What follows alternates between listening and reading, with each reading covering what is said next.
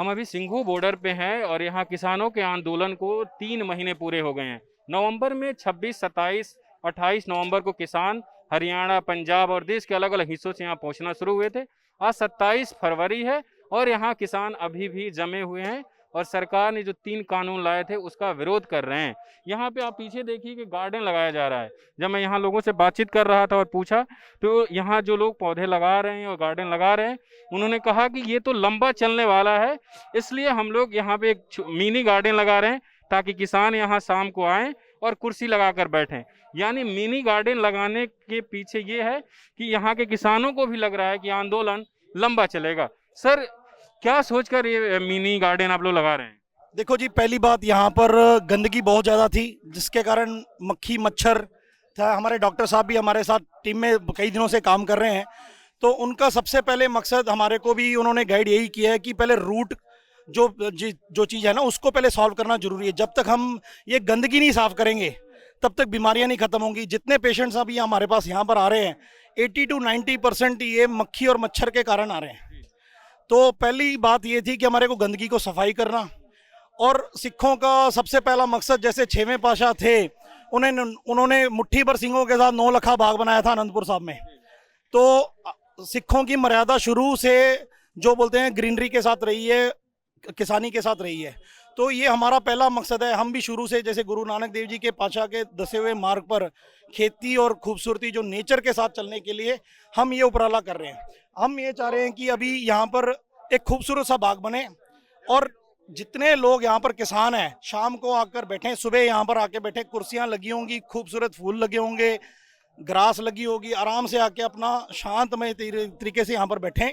और ये आंदोलन तो डेफिनेटली काफ़ी लंबा चलने वाला है, क्योंकि सरकार कोई जवाब नहीं दे रही, कोई बात नहीं सुन रही, ना कोई उसके लक्षण लग रहे हैं। तो उस सोच से हम लोग ये लंबी तैयारी कर रहे हैं। एक चीज बताइए कि ये लंबी तैयारी चल रही है, गर्मी आने वाली है। आज दोपहर में इतनी तेज गर्मी थी कि परेशानी हो रही थी, अभी ठंडी धीरे से खत्म हुई।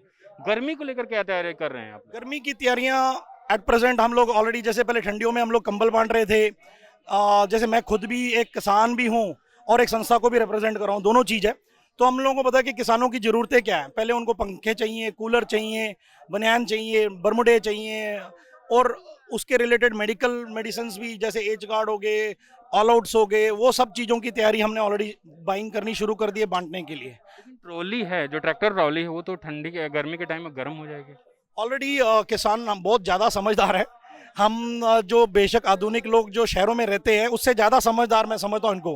इन्होंने ऑलरेडी जो नेट्स लगानी शुरू कर दिए बीच में से पार्टीशंस बना के, ताकि एयर सर्कुलेशन हो सके। बीच में फैंस लगाएंगे। जब पहले ट्यूबलाइट्स लगा रहे थे, पहले उन्होंने चार्जर्स लगाए हुए, तो अभी पंखा लगाने में बड़ी बात नहीं है। ऑलरेडी हमने फैंस डिस्ट्रीब्यूशन के लिए खरीद चुके हैं ताकि फैंस यहाँ पर इनको बांटे जा सकें। आपका नाम क्या है और आप कहाँ से आए हैं? मैं मोहिंदरजीत सिंह मेरा नाम, और मैं बैंगलोर से आया हूँ। बैंगलोर से आए हुए हैं? आप पंजाब के रहने वाले नहीं हैं? नहीं नहीं, मैं बैंगलोर का हूँ। मेरे पास वहाँ पर भी खेती है और मैं अपने हाथों से खेती करता रहा हूँ। हाँ जी। और हमारे साथ एक बुजुर्ग किसान हैं। बाबा, आप कहाँ से आए हैं? लुधियाने से। लुधियाने से। हाँ जी। कब आए थे यहाँ पे आंदोलन में? 3 महीना हो गया। आप क्या पहले दिन से यहीं पे हैं? पहले दिन से ही। घर वापस नहीं गए? ना, तो अभी कब तक रहने के बारे में सोच रहे हैं? जब तक चलेगा चलाएगा, जब तक नहीं फैसला देगा गवर्नमेंट यहीं रहेगा। मतलब आप कह रहे हैं कि जब तक सरकार फैसला नहीं देगी यहीं रहेंगे? हाँ। लेकिन ठंडी में भी काफी लोगों की मौत हुई ठंड से। ऐसे देखने गर्मी आ गई, गर्मी में और परेशानी होगी कि काफी कम जगह पे काफी सारे लोग हैं। धुप में ही रहा, खेती करता है, धुप में ही काम करता है, कोई बात नहीं, धुप जितना मर्जी हुए अब हम नहीं जाएगा। अपने हक पर लड़ता है, किसी को माड़ा नहीं बोलता, गरीब को नहीं माड़ा बोलता, सबको खाना देता है, किसी को नहीं रोकता। कोई खाए कोई ना खाए, सारा लंगर चलता बाबे नानक का। बाजी 3 महीने हो गए, अब पिछले कुछ महीनों से, मतलब लगभग 1.5 महीने से सरकार के साथ बातचीत लगभग बंद है किसान संगठनों के। अब आगे का रास्ता क्या होगा, कुछ समझ में आ रहा है आप लोगों को? ओ, हम तो देखो अनपढ़ बंदा है, इतना नहीं हमने मालूम। हम तो अपने बाबे नानक के जैसे चला के वैसे चलता है। हाँ। आपका नाम क्या है?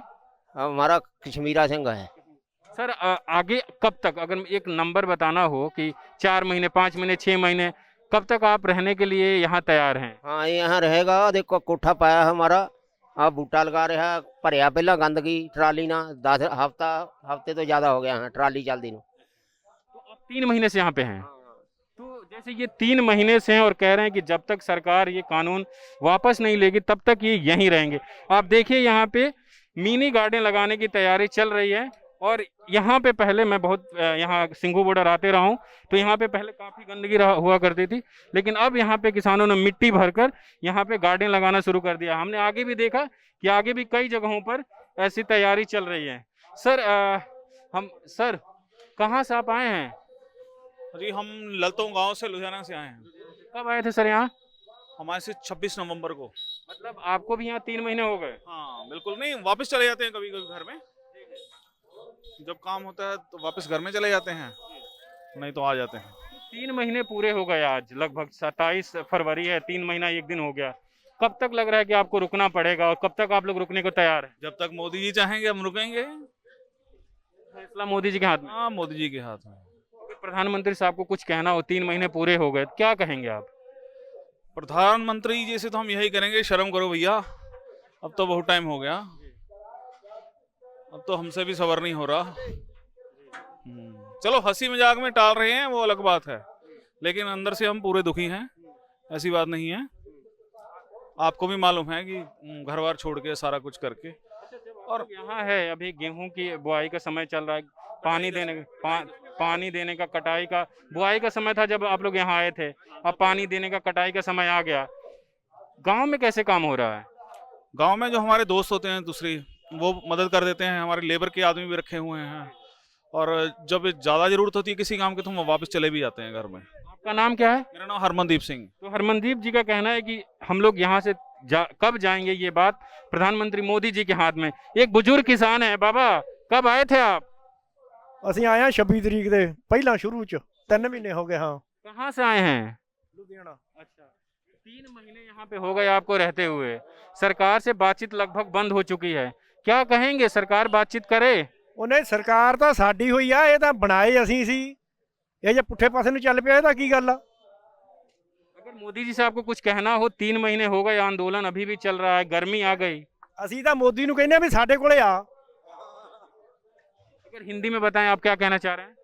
ਹਿੰਦੀ ਹੁੰਦੀ ਨਹੀਂ ਸਾਨੂੰ ਆਉਂਦੀ, ਅਸੀਂ ਤਾਂ ਕਹਿੰਦੇ ਵੀ ਮੋਦੀ ਸਾਡੇ ਨਾਲ ਆ ਕੇ ਗੱਲ ਕਰੇ। तो कब तक आप यहाँ रुकेंगे? ਜਿੰਨਾ ਚਿਰ ਨਹੀਂ ਕੰਮ ਇਹ ਨਿਬੜਦਾ ਉਹਨਾਂ ਚਿਰ ਇੱਥੇ ਹੀ ਆ। जब तक कानून वापस नहीं होता आप यहीं रुकेंगे?